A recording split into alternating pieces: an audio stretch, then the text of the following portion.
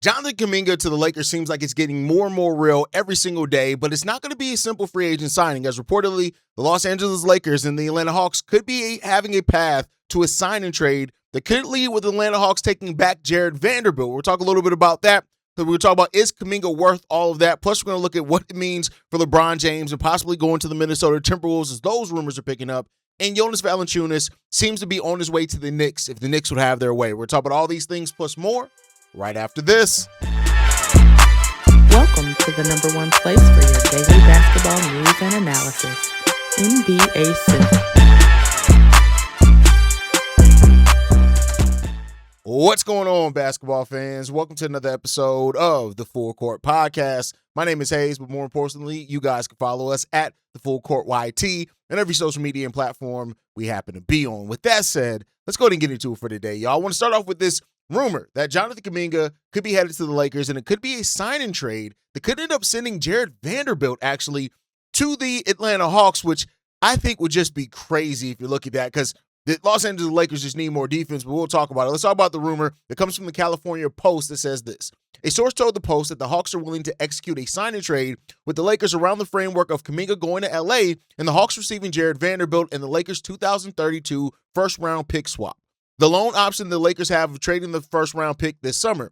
Los Angeles also has 3 second-round picks, Wizards 2 picks, and its own 2033 pick available for trade. Kuminga's contract would have to be for at least 3 or 4 seasons, not including option seasons, and the first season must be fully guaranteed if the Lakers acquired him in a sign-and trade. So we've heard a lot of rumblings about the Lakers. Yesterday we talked about a rumor that came out, I believe, from Brian Windhorst, that the Lakers had a 2-year, $20 million offer out on Jonathan Kuminga, an offer that they thought they were going to be putting in for Jonathan Kuminga. But the question now here becomes about, should the Lakers really give up future flexibility more than what they've already given up this summer for Jonathan Kuminga of all people? And let's talk about the side that they should make this move. Kuminga gives the Lakers some athleticism that they're lacking on the wing position and a player that can play in transition. He's younger. He's more explosive than a lot of the wings that the Los Angeles Lakers have there as well. And it would give the Lakers somebody who can attack the rim, who can theoretically defend multiple positions. I'll explain that a little bit more, but he definitely can bring some transition pressure. A 3 or 4 year deal gives the Lakers some room with him to develop him instead of a short term. I don't know if that's really what they want in regards to this one, but here's why the Lakers should be careful in regards to this. Kuminga still has major problems as, a decision maker. And I think as a shooter, he doesn't bring nearly the spacing that the Lakers reportedly covet with Luka Doncic on that roster. And the Lakers need that reliable spacing there. They don't just need athletic tools. They need some reliable spacing. That's why them letting Rui Hachimura walk away was crazy, right? Plus, on top of that, giving up a 2032 pick swap for Jonathan Kuminga of all people just seems like it's paying a little bit too high of a price for Kuminga, in my personal opinion. And I don't think the Lakers can afford to miss on a move that hurts their future financial flexibility with a player like Jonathan Kuminga while they're trying to open up this championship window, right?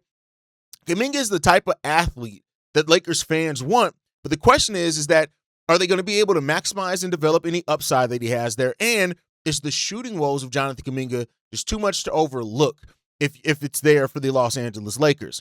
But let's talk about the Atlanta Hawks side of this deal. This would be absolutely smart asset play for them. Listen, it's rumored right now. Like I said, it came from the California Post, so take everything with a grain of salt. But if the Hawks are able to turn Jonathan Kuminga, a player that they clearly have no interest in keeping, to a first-round pick swap, and, maybe that doesn't, maybe your own pick is worse, is better, but then also Jarred Vanderbilt, who fits the defensive mindset that team wants, and even if Jarred Vanderbilt somehow doesn't fit into the long-term plans of the Atlanta Hawks, you're neither here nor there. You're giving up a player in Jonathan Kuminga you didn't want to commit to or keep anyway, right? So I look at this and I say, what's really the negative here for the Atlanta Hawks? I don't see a negative, and maybe I'm missing one. Like, yes, of course, Jarred Vanderbilt has a $12 million contract this year. He has a player option for next year. So the financial part of it is something that you have to look at in regards to it. But when you look at it, getting that 32 pick swap,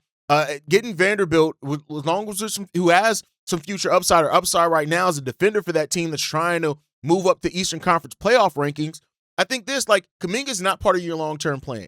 If you get anything that does fit into your long-term plan for a player that does not fit into your long-term plan, you won the deal. You won the deal, right?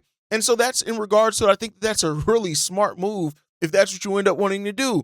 Now, should the Hawks demand more? I don't think you're going to get very much more for it, right? I don't view Jarred Vanderbilt's contract as a negative. Some may view it as a negative, and let me know in the comment section if you do, if you guys think I'm a little too high on Jarred Vanderbilt. I think just, is he a little bit overpaid? Yeah, probably. But I think as a defender who can defend in space, he can defend multiple positions, I just look at this and say, this fits exactly what the Atlanta Hawks want. Plus, he's a 27-year-old player, so you're not looking at him to have a lot of offense. He's averaged 5.6 points per game for his career. So you're not looking at him to have a lot of offense. You're looking for them to come in there and be defense, especially with Nickeil Alexander-Walker being the player that he has for you and growing offensively, adding another defensive punch for you. I don't look at that as a negative at all personally. So I think that they should. Now, there are some talk about taking on the money. Is that worth it? And that's why they be getting the pick. For anybody who's asking, well, why would Atlanta get a pick swap in a move like this where it's a player they clearly don't want to keep? It's because of the money of Jarred Vanderbilt and how that's looked at around the league. So listen, I don't think you do this move just because you're all of a sudden in love with Jarred Vanderbilt. You do this because you want to bite, and you want to bite at taking a shot on the Lakers' future. And it's really no harm, no foul for a player, again, that wasn't part of your future, wasn't part of your plan anyway. So let's see what the Atlanta Hawks end up doing. It'd be really interesting if this move ends up happening for real, but we'll see. Moving on from that, it feels like there's a new LeBron rumor every single day. Take that for what you will. But this one, there's a new rumor in regards to LeBron. This one comes from John Krasinski of The Athletic that says this: the longer this drags out, the better the Minnesota Timberwolves' chances become. Because if you think about what LeBron has to process and has to consider, it's fair to say that all the teams left, Minnesota's probably the most surprising one. Cold winters, no history of winning, a lot of things that go into that just make you think, why would the Timberwolves be in the hunt? Now they have a great case to make, if you ask me, with the basketball fit. I think that they can really throw the kitchen sink at LeBron and just said, "Here, we are here for you. We think that this is the best place for you to come and win if you want to win a championship." Listen, the Minnesota Timberwolves are definitely interesting. Pairing with Anthony Edwards, they got LaMelo Ball. They got Rudy Gobert, who brings some frontline defense there. They have a hole now at the 4 that LeBron could fill. It makes a lot of sense of going after LeBron for the Minnesota Timberwolves. But the case is that does the Minnesota Timberwolves make sense for LeBron? Are they a real threat, right? I hear the noise that the longer the process goes, the more Minnesota can sell themselves on a basketball fit. Okay, I get that, right? Adding LaMelo to that, does that help or hurt your case for it? That's what you have to ask there. And then LeBron joining a team where he wouldn't have to carry every single possession, is that something that actually entices LeBron James more than turns him around? If winning is the priority, the Minnesota Timberwolves have an amazing case to be made that they can offer one of the best situations for LeBron to win in. I still think Denver probably offers the best with the on-court or off-court of him and Jokic and those type of things. But it still feels hard to believe, right? And I'm not somebody who believes every rumor. That's why every time we talk about one, I say take it with a grain of salt. Minnesota is not the typical LeBron destination. It's just not. It's not typically where LeBron, or the type of places that LeBron expects to go. Cold weather, small market size, all that type of stuff. But one can say, wasn't that the Cleveland Cavaliers as well before LeBron went there? Maybe, right? And I think that if LeBron is choosing a place that has kind of more comfort, is that going to be Minnesota? I don't know, right? But the basketball, all this, and this is where I keep going back to the LeBron talk. If it's all about basketball, then, a team like Minnesota has to be in there. It may even have to be in there more than Miami, even though they have Giannis, because again, you have LaMelo and you have Chris Finch as a coach there as well. Not to say that Eric Spoelstra's not in Miami. So listen, Minnesota should be hoping that their hopes are still alive to get LeBron. But I think it's not the cleanest story. It doesn't have the story of going back to the Cleveland Cavaliers. It doesn't have the familiarity of going to the Miami Heat. It doesn't have the MVP caliber player over Jokic, even though one could say that Anthony Edwards could be on ascension to get there. But the basketball fit is still one that has to be intriguing and alluring to some type of way if you can. Can they really win a title with Minnesota is the thing there. The passing would elevate the young scorers that Minnesota has. I didn't even mention Io in that player, who's a player that they kept as well. You look at Minnesota in managing their regular season workload. They'd be able to manage LeBron's regular season workload a little bit more, and that can also help with Anthony Edwards and making sure they're healthy for the playoffs.